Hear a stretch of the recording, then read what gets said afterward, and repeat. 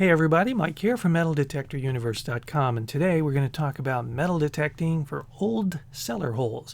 A little bit about why you would do it and how you would do it. So what are cellar holes? Basically, it's an actual hole in the ground where a house foundation once stood. These were probably 100 to 200 years ago. Over time, the foundation has become less prominent. It's actually maybe not even there anymore, and it's just a depression in the ground. It's used for, or was used for, before refrigeration, a storage area. You've heard of the term root cellar. Keeps fruits and vegetables fresh for long periods of time. Some families would actually use it for storage, perhaps of valuables. And one thing that confirms you've come across a cellar hole is if you get hits for iron objects and you kind of move to the left and right, or can see that there's a straight line sort of thing, and then maybe it takes a 90-degree angle or some shape like that that represents a foundation. Imagine a house with boards nailed to the frame and the roof. It eventually falls into disrepair. Over time, as the wood rots and the nails fall to the ground, the siding is going to have nails that fall pretty much in the pattern of where the walls were. So that's a confirming sign you can look for. There are other clues about cellar holes. On the picture on the right, you can actually see a stone foundation that was part of a home at one time. Depending on where you live, there are clues about the existence of cellar holes, and they may differ. Some may be just holes in the ground. Some may be stones stacked like you see. All cellar holes, remember, needed sort of a modest depth to keep things cool, so you've got to look for that depression. You might see earthen berms, you might see rocks, you might see both. They may mark the outline of that cellar that you're looking for. In the 1700s or so, root cellars were typically used to store crops for the winter, and after they became obsolete with the introduction of refrigeration later on in time, they would fall into disrepair, and the remains are what you're looking for now. You also might find that abandoned towns may contain clues, a lot of holes in the ground where the houses were. They could have been cellar holes, standing alone with houses on top of them. So how do you find these things? Well, two primary ways, offline and online. So first, offline, go to the local library and ask if they have any old historical town maps. If you look at those older maps, they're different than we have now because they showed houses and resident names. So you can research not only the kind of shape and size of the house, but also if you find the residents' names, you can do some research on that family, see how prominent they might have been, and get clues about the type of property that existed there. Online, you can look for possible foundations and cellar holes with some technology and some maps.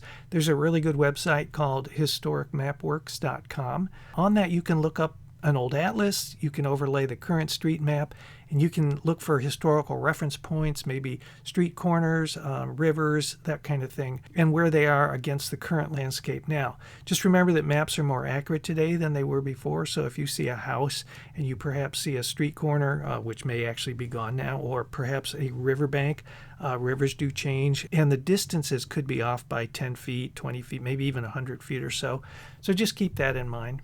Some tips for finding the old cellar holes: follow the stone walls into the woods if you see those. Those were typically property lines. They could have been borders leading up to the homes. The size of the cellar hole, that might actually represent the potential value of the finds. A big house meant somebody was wealthy enough to build a big house and may have had more artifacts left behind. Many of the early homes had no stone cellars or foundations. They actually used logs instead, and of course, as they rotted, that left depressions in the ground. You might find cellar holes in the midst of a forest, different sized trees growing right up out of the middle of it, because you can imagine as the house collapsed, nature takes over and you're going to see small trees, big trees, right there where the cellar hole was and where the house was. Pre-early 1800s, stone foundations were actually valuable, so if a house burned down, the owners might actually pack up those stones and take them with them to rebuild somewhere else, and what's going to be left is that cellar hole that's just sitting there all by itself. In the center of the cellar hole, you might get a lot of iron signals, or even around the borders of it, because as you can imagine, where the house burned down or rotted, eventually all the nails that were used to build a house are going to fall into that cellar hole. You might find nails. You also could find coins underneath if they kept valuables there, so do some good searching. In terms of enlisting modern technology, One of the interesting technologies besides the historical maps is something called LiDAR mapping. These are also known as hillshade maps. I've got some detailed steps in the blog post, some good point and click step-by-step, how you go to this website here, which is from the USGS, and you actually methodically walk through the steps of how to use these maps. And as you can see, these aerial images, LiDAR images, actually produce shadows where there are depressions and different elevation topography areas. And you can find if you look carefully, you can actually find little areas where there's little depressions in there. And those could actually be cellar holes. So one last thing I wanted to talk about is search safety. Remember, you're talking about old stuff that's been there for a long time. It can lead to injury. Just be careful out there. Of course, as you're trouncing through the woods trying to get to the cellar holes, you might get cut feet or twisted ankles, branch slaps, cuts on your hands or your ankles, whatever. I did see a video where a detectorist found a cellar hole. He got a target alert, stuck his hand in the hole, and he came almost across a buried saw blade. Pretty scary.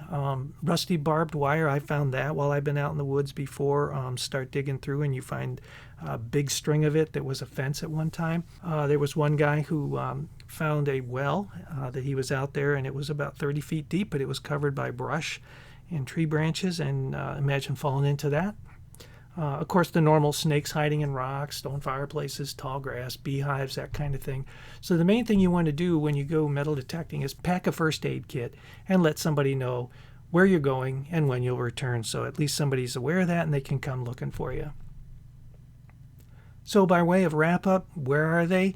They're all over the place. You just have to look for them. They're fun to explore. You have to look for clues, though, and the library and technology can serve you very well. And safety, just be safe out there. So if you've had any cellar hole experience while you've been metal detecting, help us all. Send some comments down to the comment section below and tell us about that, any tips you have.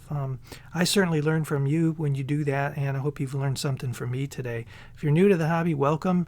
Finding cellar holes is just one facet of a fascinating hobby. So until next time, happy hunting.